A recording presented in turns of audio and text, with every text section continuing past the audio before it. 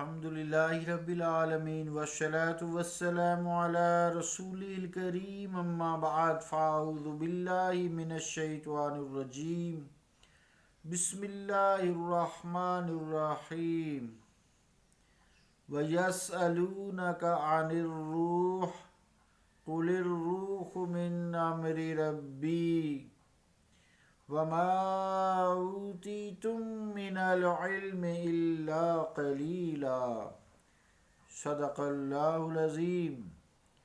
عزیزان گرامی قدر، السلام علیکم ورحمۃ اللہ وبرکاتہ۔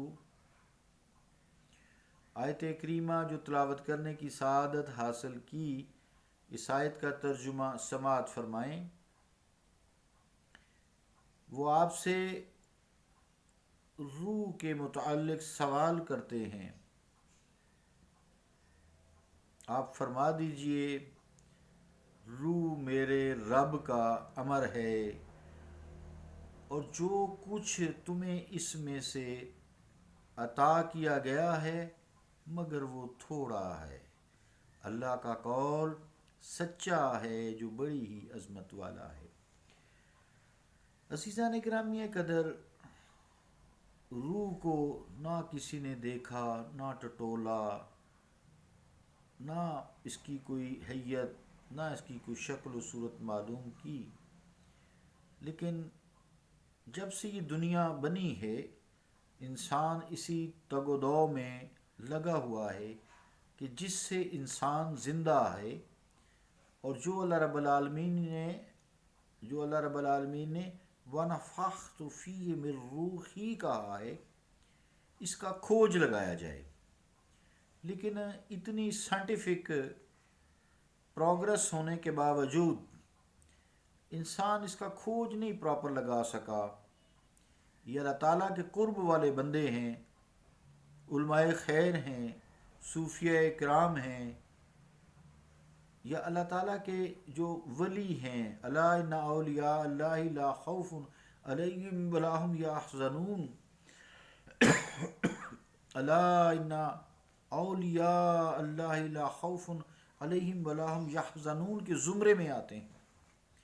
انہوں نے کافی کوشش کی ہے اس تھوڑے سے علم میں، تو سمجھانے کے لیے جو مثالیں پھر دی ہیں، کبھی پانی سے، کبھی حباب سے، بلبلے سے، گرداب سے، ہوا سے، غبار سے، اور لیٹسٹ جو ٹیکنیکس ہیں سائنٹیفک، اس سے تو بہت آسانی پیدا ہو گئی ہے نا، کہ انسان کو سمجھنا، اس کی روحانی کیفیت کو سمجھنا آسان ہو گیا ہے۔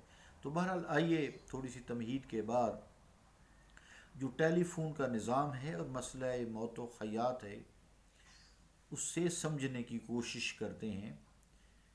جیسا کہ ہم سب جانتے ہیں، تار کے توسط سے، اس کے ذریعے ٹیلی فون کا رابطہ سوئچ روم جسے کہتے ہیں، اس سے قائم ہوتا ہے، کیونکہ سب ٹیلی فونوں کو ٹون دینے کے لیے واحد مرکز سوئچ روم ہوتا ہے، اس لیے اس کی مرکزی حیثیت ہے، اور اس کی مرکزی حیثیت کا یہ تقاضا ہے کہ ڈیڈ ہونے سے بچنے کے لیے، مردہ، اس سے کنیکشن ختم ہونے کے لیے، بچنے کے لیے ہر فون سیٹ کا رابطہ اس سے قائم رہے، مرکز سے قائم رہے۔ جب تک ٹیلی فونک سیٹ جو ہے اور سوئچ روم کے مابین رابطہ تقابل رہے گا، آپس میں تقابل رہے گا، آمنا سامنا رہے گا، تو سیٹ میں ٹون آتی رہے گی۔ اسی طرح اب آپ نیٹ سے بھی سمجھ سکتے ہیں کہ جب تک موبائل کے اوپر نشانات آتے رہیں گے کہ نیٹ سے ہمارا رابطہ ہے، تب تک آپ کے میسیج کنوے ہوتے رہتے ہیں۔ جیسے ہی رابطہ منقطع ہو جاتا ہے، وہ میسیج بھی دے دیتا ہے، جی آپ کا نیٹ کنیکشن نہیں ہے۔